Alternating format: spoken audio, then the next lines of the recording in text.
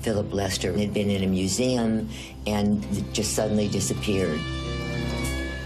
I felt that if I could be him and travel with him to the end of his journey, we would know what happened and where he was. I'm scared. I feel fear. They're watching me. I feel I have to get away.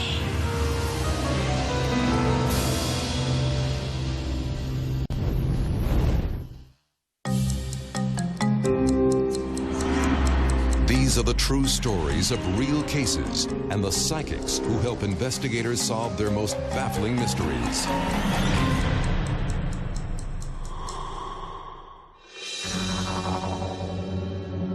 Houston 911, what is your emergency? Hi, this is the curator from the museum on Main Street. We've got a problem. One of our visitors has gone missing. We received a call from our dispatcher in reference to a man missing from the museum. Deputy Mike Morgan races to the scene. The missing man is Navy veteran Philip Lester. I arrived at the museum, spoke with the employees, the visitors that were in the museum, and the family of Mr. Lester. Lester's wife tells police that he excused himself to go to the men's room. As soon as he left, a loud alarm went off. My mom told me that she heard the alarm go off, and everybody started, wanting to know what that was. It was a fire alarm, and she looked around and Dad was gone. Nobody remembers seeing him leave the building. I notified my supervision that we needed additional help out here, to include canine. I searched with museum employees, every room in the building, to include the offices, the restrooms. Any place that he shouldn't have been, we checked there. The canine picked up the scent to the exit door, but once he went outside the exit door, he totally lost the scent. No sign. Philip Lester has vanished without a trace. Dad wasn't the type of person to just go off without telling you. My father was retired. He loved going on trips. He looked forward to those and loved singing. Always liked to sing.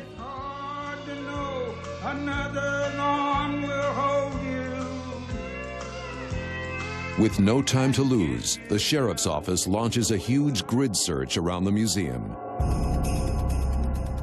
All right, folks, gather around. The police became alarmed because behind the museum, there were woods. What we've got here is a missing person. We try to respond as quick as possible. Time is of the essence. I've got a picture right here of him. This is the most current picture we have of Mr. Lester. It's fixing to start raining. We need to find him as soon as possible. We all have mothers and fathers, and that makes you think of your parents. How would you like your parents walking out something like that? So you're going to do everything you can.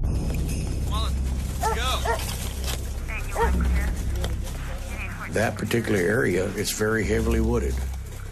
And it's just very easy to not be seen in that type of terrain. Obviously, there's a lot of roadway there, too. And we were hoping that he was on the roadway. Somebody might have picked him up.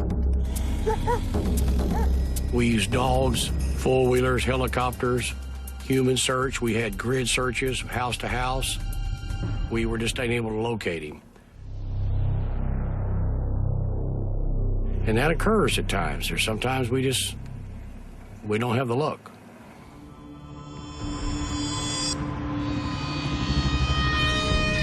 As night falls, Philip Lester's family watches the first critical hours of the investigation slip away. Where was he? Would we be able to find him in time? Would we be able to help him? I was so desperate, and I had to find him.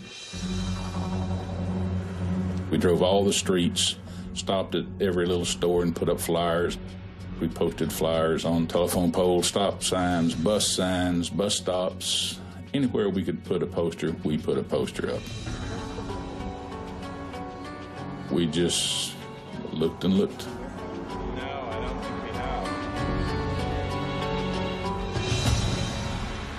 Then we never found him.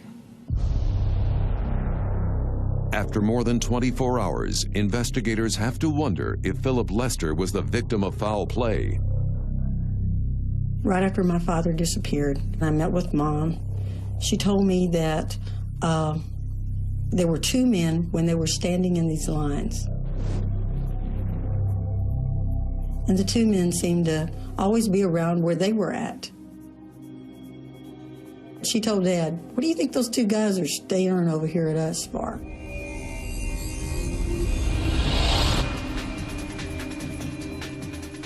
They did not belong to the church group. She was very uncomfortable about the two men constantly being near her and Dad.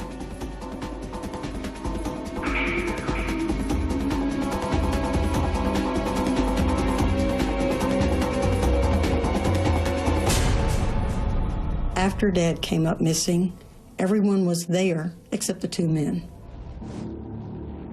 But with no way to identify the two strangers, investigators can't follow the lead. The description of the two young men that my mom gave was too vague. With nowhere else to turn, Lester's daughter seeks help from an outside source. In the beginning, neighbors helped me by suggesting Noreen Rainier. Noreen was a psychic that worked with the police. I work on unsolved and missing persons cases, mostly with the police. When the police or the family call me, the less I know, the better. Noreen did not want to know the circumstances around my father's disappearance, but in order to help me, she would like something that he had used. When I'm in my psychic state, I see pictures, I hear words, I smell smells. So all of my senses are heightened. When I'm a missing person, I try to see through their eyes and hear what they hear on their journey to wherever they are.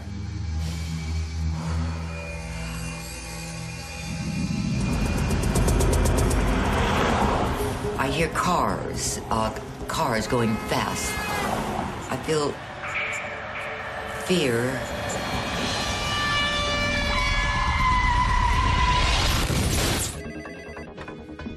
Hello?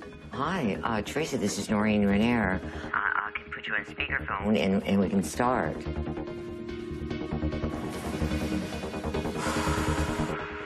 I'm going to be Philip now. I'm going to describe him now to make sure I'm tuned into the case.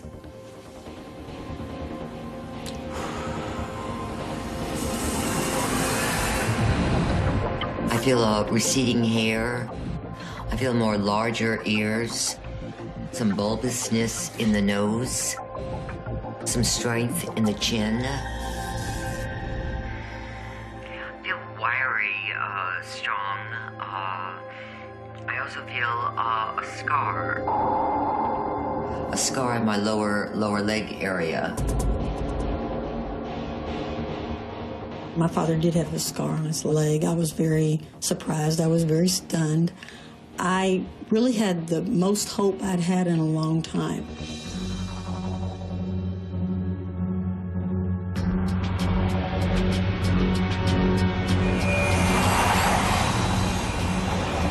I see cars going very fast. I feel fear. I have to get away. They're watching me.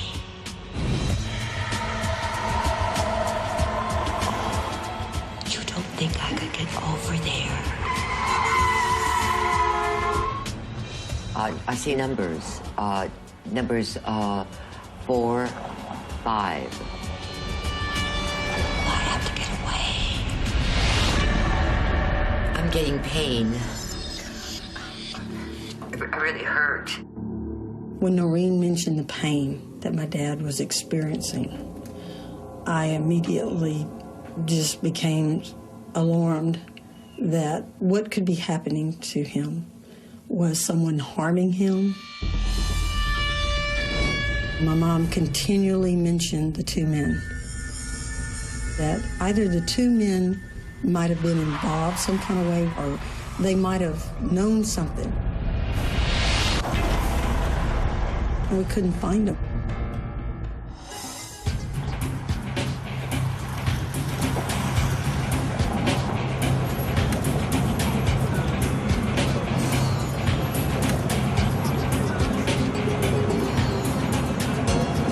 Yes, it's the police. I think I saw that fellow you've been looking for. I gave him a ride the other night.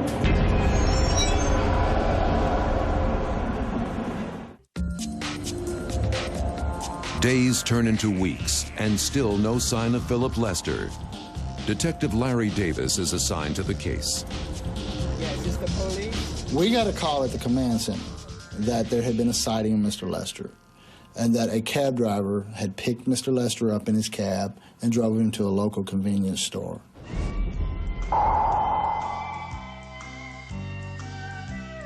The cab driver stated that he did pick up a male that fit Mr. Lester's description, and that the male in the back of the cab was singing country and western songs.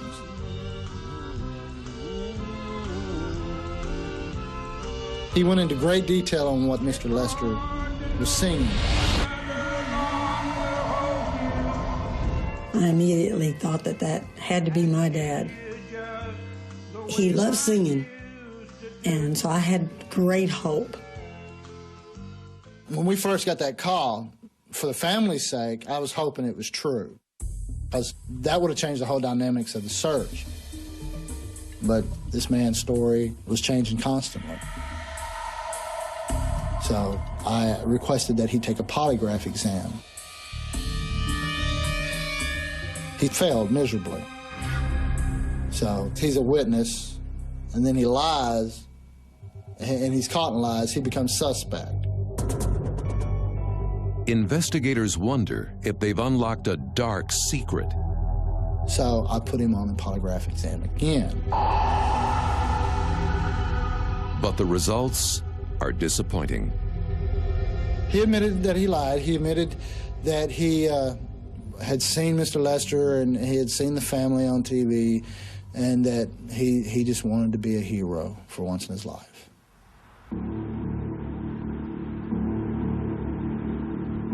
As time went on, I became more and more frustrated with not being able to find my father. I contacted Noreen, and she came to Houston. And we met at the museum.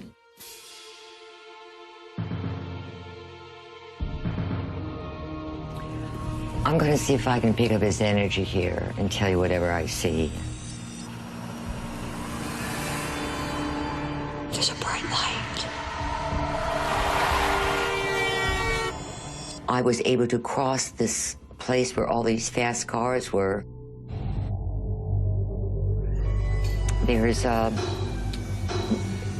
hammering, construction over here, pipes.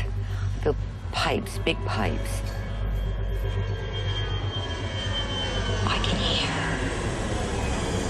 hear airplanes.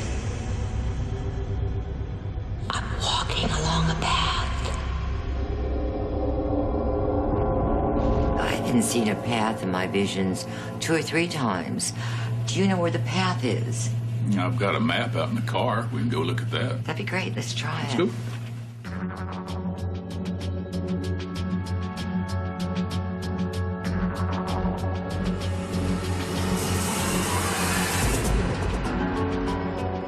I can see him walking. I see water, but it's just a trickle. I'm getting a name, Jester. Jester?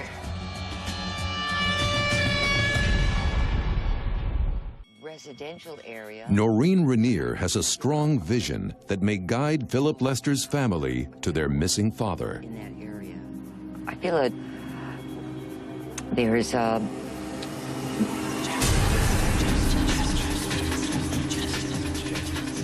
I I feel it's going to be very hard for you to see with your eyes.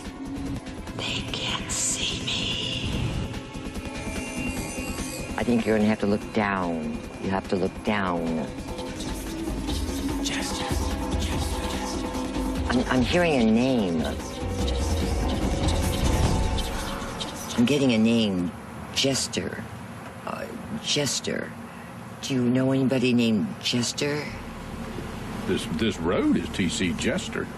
It's named T.C. Jester. I feel very strongly he's in this area. The area she was interested in had never been searched before. In this area here. So we immediately went out and started searching that area. From the museum, it was not an easy area to get to. There was a fast-moving road with deep ditches on both sides. As we began to walk the area, we could then see that there was a drainage ditch that had running water. So the clues were becoming more and more that we're in the right area.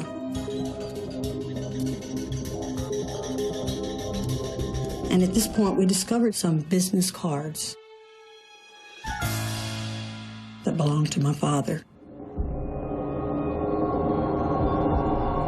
When that card with his name was found, I mean, that was just like, this is the greatest thing in the world, because now we at least know he's been there.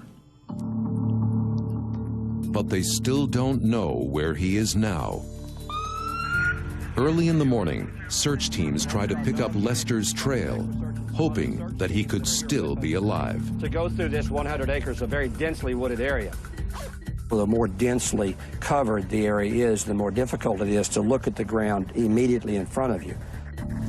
So the search has to be pretty intense and very thorough.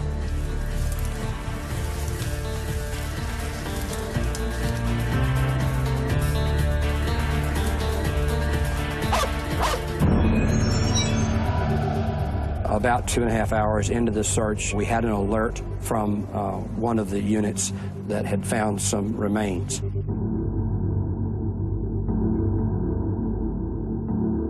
After the remains were found, the medical examiner's office was contacted, and they determined the remains to be those of Philip Lester. Investigators are baffled that Philip Lester was found 3 miles away from the museum. I went out there and tried to figure out how he got there. It remains a mystery whether Lester left the museum by choice or by force.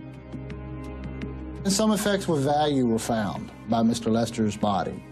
And that, coupled with nothing found of trauma, as it stands now, the Sheriff's Department believes this case was by natural means and that no foul play was committed. Even though the police do not believe that foul play was involved, I still am convinced that something happened to him. We still continue to wonder how he arrived at the place where his remains were found. Thanks to the psychic, Lester's family was finally able to lay him to rest.